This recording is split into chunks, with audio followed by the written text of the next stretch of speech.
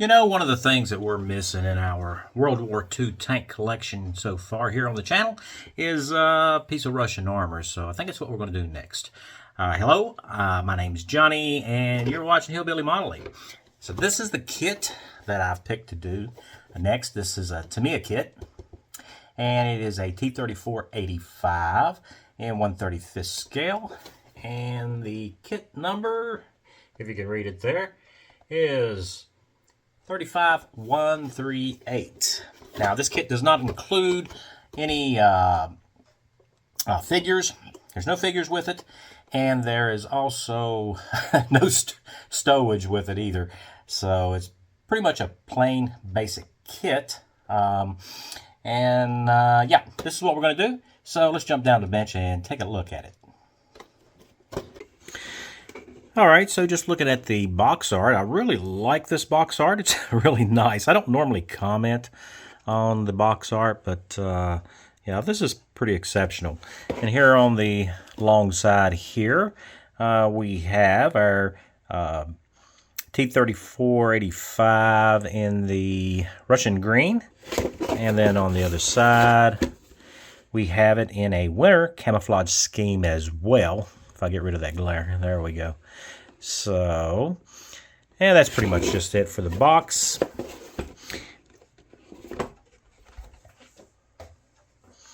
And this is how it's packed. Now, I've went ahead and removed the staples, so that's not going to be a problem for us. And this one is packed decently. We got quite a few pieces here. Looks like a total of 3 sprues. That's not many. And our instructions and our little Tamiya card there that tells us about tools to use and techniques. So we have our decals. We're going to look at them too.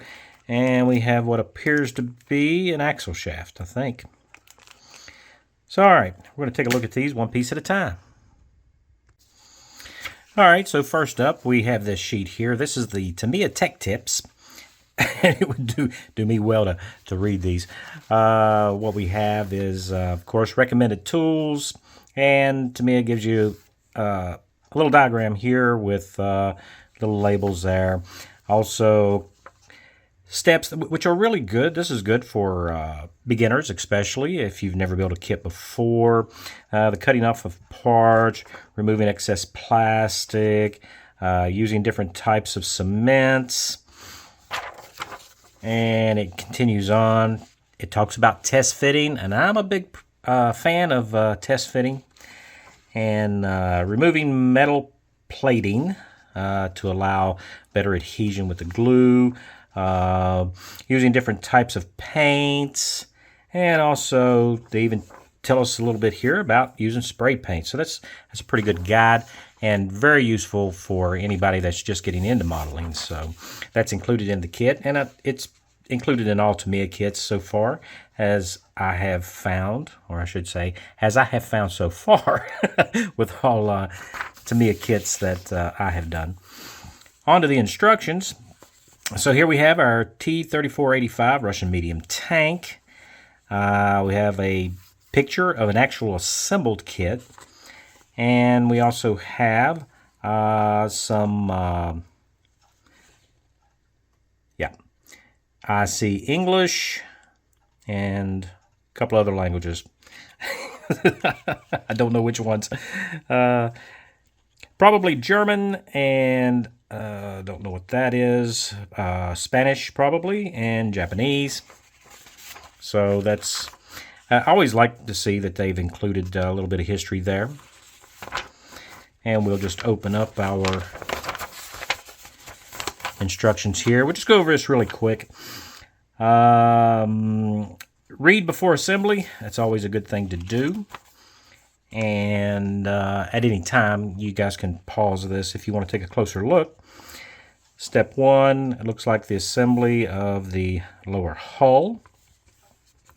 And then step 2, working on the driver's hatch. And then these connection points here. It's worth noting at this point that this kit is designed to be able to add an electric motor kit in it, which of course we're not going to do, but all these old kits were like that. On to step 3, the build-up of the upper hull itself. As you can see, attachment of these parts. And it's a fairly simple kit, so it shouldn't be too much trouble for us. Step 4, turret assembly, along with our main gun. And on to step 5, we've got our commander's cupola and hatch, loader's hatch, and these are positionable. They can be open or closed. And then we move on to track assembly. Now these are the rubber band style tracks for an actual running model kit, with the addition of the batteries and the electric motor kit, which of course we're not going to do. And then the external fuel tanks. And let's see, here's 7 more tanks and grab handles, and then we got your spare tracks that you put on and put the turret on, and that's really it. We have some instructions here about painting. Okay, I'm not going to read that. I kind of do my own thing when it comes to painting. And here we also have our instructions about applying decals, which is always good to read to make sure that you understand which type of decals that you have. Tamiya always has the water transfer types. And we have our different decal options here for different tanks. As you can see here, it all goes all the way down to 1950 in Korea, April 45 Berlin, 45 Eastern Prussia, 44 Minsk, 45 Berlin. So yeah, so we have many choices we can choose from. Next, we'll take a look at our bathtub style hull, and it's very simple, one piece. You can see where it has the areas for the battery kit and for the switches that would be used in case you're going to make it a motorized version, which we're not going to do, so we're probably going to take and fill most of that.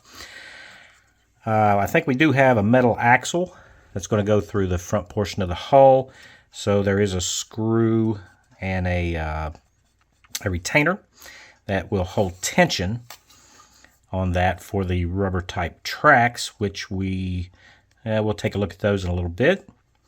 Now this kit does have all of our road wheel arms already mounted in place. They're molded. We don't have to worry about aligning these up when it comes time to glue them on because they're already molded in. But it is very plain on the bottom. There's no kind of detail there, as you can see. We do have bolt detail here around our final drive units. And there we go. That's nice. That's really about it for that. Nothing else there. Take a look at our upper hull. As you can see, we have some grills that are already molded in. And we also have these, I guess they're bolt holes or screw holes of some kind there for the turret ring. And we got some nice weld seams here around our bow gun. And also the weld seams are present here for the driver's hatch. And for our toe points, they have the welds already molded in there. We have our hinge detail here for the front fenders. And that's really about it there. Nothing of real interest there on the bottom side. All in all, it looks pretty good. Yeah, it looks pretty good. Okay. So our first sprue is Sprue A. This includes the rear plate, as you can see there. Those nice bolt details there. That's the rear engine plate. Also, over our transmission area is this screened in portion. Here we have the driver's hatch, and then we have these components here that are, I think they're on the rear of the vehicle. Rear or the front? Rear. I think it's the rear of the vehicle. Here's the inside of the driver's hatch. You can see there. A lot of molded in detail there. And we also have our tow cables. We just have to look and see. There's a possibility there we could do some a little bit of scratch building. Here are the armored covers for the exhaust. Here are the tow attachment points that will go onto the upper hull. Here are the ends of the external fuel tanks. And the external fuel tanks you can see right there. They already have dents and stuff molded into them, make them a little bit more realistic. We have also our grab handles here. They're really small and not too bad. A little bit of flash. It's not very much. And then we have our spare track shoes, I believe. There and here. We'll flip that over. These are the ones with the guide horns on them. And then these are just the flat shoes. They go in between them. And this right here is that piece that goes into the front lower hull section to adjust the tension on that front axle. So yeah. And we have our grills here, the side grills, I guess for the air intakes maybe. And a couple of stowage boxes. And these right here, underneath my finger, that would be the exhaust, I believe. And our bow machine gun, if you can see that bow machine gun. Not a lot of detail on the bow machine gun. So that is Sprue A. Next up is Sprue C. So Sprue B has been taken out of this kit. It was, well, we'll talk about it in a second, but we'll just go ahead and look at this. This is Sprue C. These have our this has all of our road wheels, and you can see with the lug nut details there, and of course the tire detail, which is really nice. They've got all those little holes in them there. Those are nicely molded. This is our drive sprocket, I believe. And then our front idler. And this would be the rear portion of our drive sprockets and our idlers. On the back side, not a lot of detail here. Of course, none of that's going to be seen. A little bit of flash there. Easily cleaned up. So yeah, these are the drive sprockets, and you can tell because they have these pins. On the T34 series, it's the center guide horns that this rear drive wheel will engage those horns. They will go into those and propel the vehicle either forward or reverse, or to allow you to turn. So it's those pins that are important there. It doesn't have the cogs that we are used to seeing on a lot of other vehicles. Next we have Sprue D. This has our turret. And you can see there is some texture on it there. Now on the Soviet tanks, of course, any of the cast items, they were very, very roughly cast. The Russians didn't do a lot of finish work on these things. Of course, the life expectancy of these in battle was, I think I read somewhere, like once you made contact with the enemy, actual combat service time expectation was something like 12 to 14 hours of actual use before they were destroyed. So they didn't spend a lot of time refining the look of the tank. Now we have a two-piece main gun. Here we also have another rear section. That's probably for the... we had two others on the previous sprue, so this, or the A sprue. This is probably for this version of the tank, being the T34-85. So that's probably the one we're going to use. We also have our commander's cupola there. The detail is kind of underwhelming there. You can see it there. Gotta make sure I stay within the camera shot. And then here's our mantlet for our gun mount.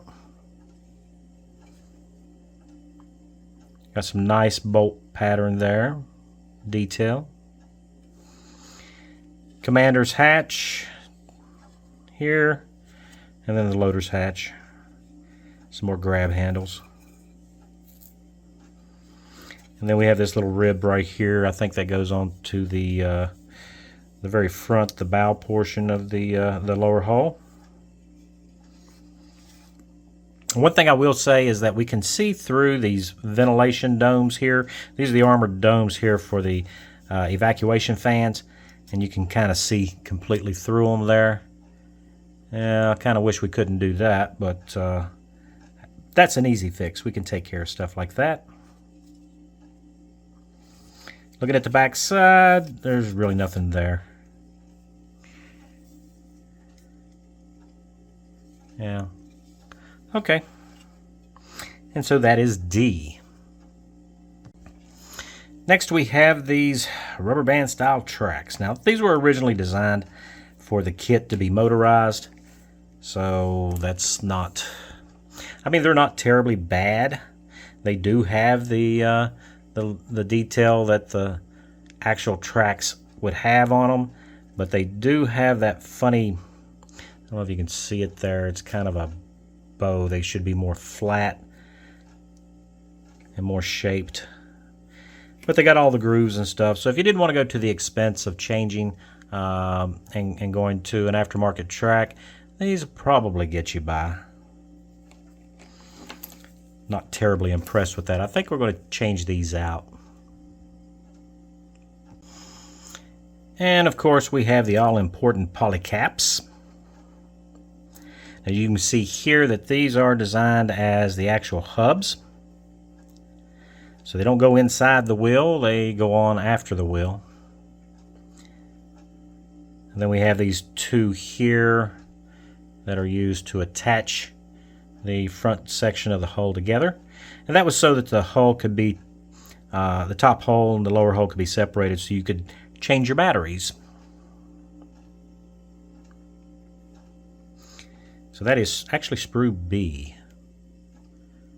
Yeah, okay. Next we have our decal sheet, and these appear to be just like any other Tamiya decals.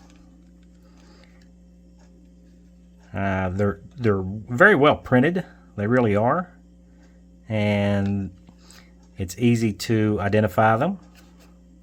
And they are kind of, well, they're not terribly thick. I've seen a lot worse. So, but if you can see the edges on there, they're not. It's not terribly bad. Not bad at all. I guess I would put this in the scale of a medium weight, from those that are absolutely horribly thick and those that are terribly too thin. But we'll get them to look nice. It'll be okay, I'm sure. And of course we got our little front axle here, also with a screw and nut. That's for that adjustment. So we'll kind of have to look at how that's all going to play out in our build. I'm not going to open this because I don't want to lose that right there. Don't want to lose parts before we get started. So one of the things I did do is to get a couple of accessories for this particular build, and one of them is this Eduard Photoetch set, and it's got the grills and a shovel head, and well, let's just take a look at it, okay? Let's jump down on the bench and take a look at this. Oh, before I go, also, I've got these right here. Yeah, what are they? Well, they're actually metal tracks. I know I said I would never buy metal tracks because they're too expensive. However, I did find a really good deal on these. Of course, I've had these for quite a while. Probably, well, I don't even remember how long I've had them. But other than that, they seem to be pretty nice tracks. We'll take a look at those as well. Okay, let's jump down the bench and look at these extra accessories. So first up, we're going to look at this Eduard Photoetch kit. Here we got. I've already cut it open. And just leave it right here on the plastic card so you can see them. This is the rear screen detail over the transmission area, I believe. We also have fan and air intakes. And this one right here that is slightly tarnished is the shovel. And then right next to it, of course I got that upside down, but right next to it, item number 2, is the clamp that holds the shovel into place. And then we have our rear light detail and the guard that goes around it. And that's really all that there is in our Photoetch. And Eduard gives us this this guide here. And this specific kit is made especially for, you can see it there, Tamiya 35138, which is our kit. So this is a really nice color guide here. Everything in black is the original parts kit. Blue is the Photoetch part, and red is the parts to be removed. And so they show us the areas to cut out, and then the Photoetch parts to assemble. So this is a really nice guide to have. And here also you can see the shovel detail. And we need to come up with a plastic rod there for our shovel. We'll kind of see what we got when we get into that. Alright, so that's the Photoetch stuff. So next we have our metal tracks. Now this is the San Xin model type track. Here's our number. That is a Y2090202 for our T3485. Just in case you guys might like these tracks. Now, when I bought these tracks, they were considerably cheaper than they are now. Now, I've had these tracks. I've been trying to think how long I've had these tracks. Probably 2 years.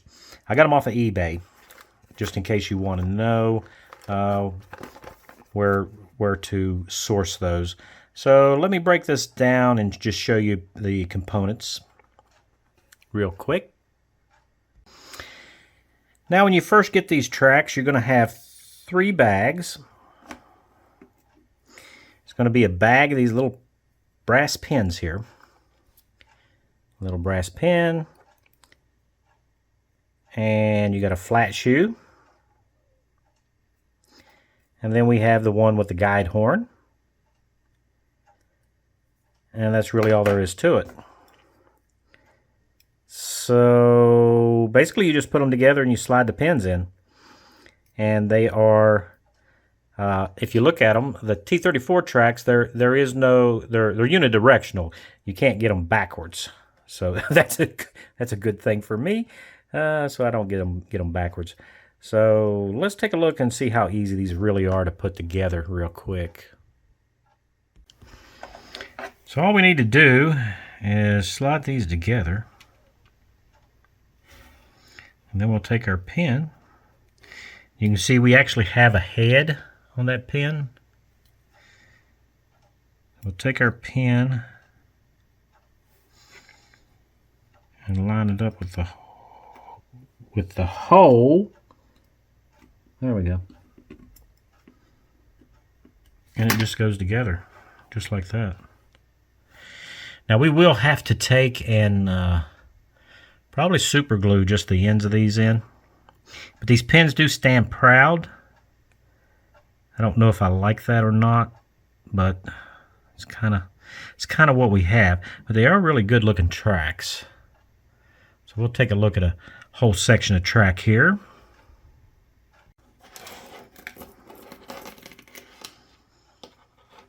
So here we are, and they're done in that nice white metal, and I put these, I actually just slid all these together here quite some time ago. But they look really good. They're nice and heavy too. Much better than the other tracks. So I don't think we're going to have any trouble with alignment issues or anything. One of the things we can actually look at would be the width.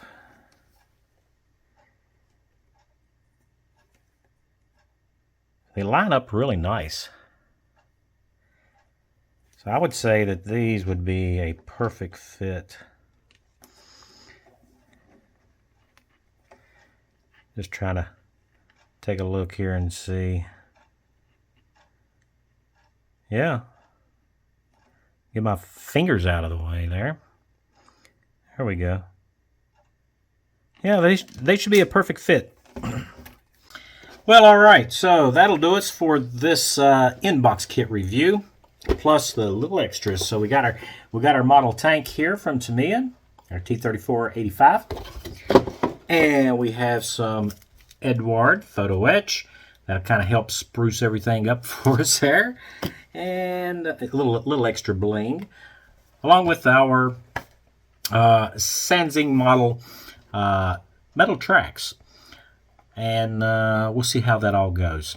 I think it's going to look really good. So I really appreciate you guys watching. Special thanks to all my subscribers. And if you're new to the channel and you're not a subscriber, I hope today I earned your subscription, and be looking forward to the build video, which is coming up next. Don't forget to hit that notification bell, and if you enjoyed this video, please give me the like. I'd appreciate that. So you guys stay safe, and I'll see you in the next one.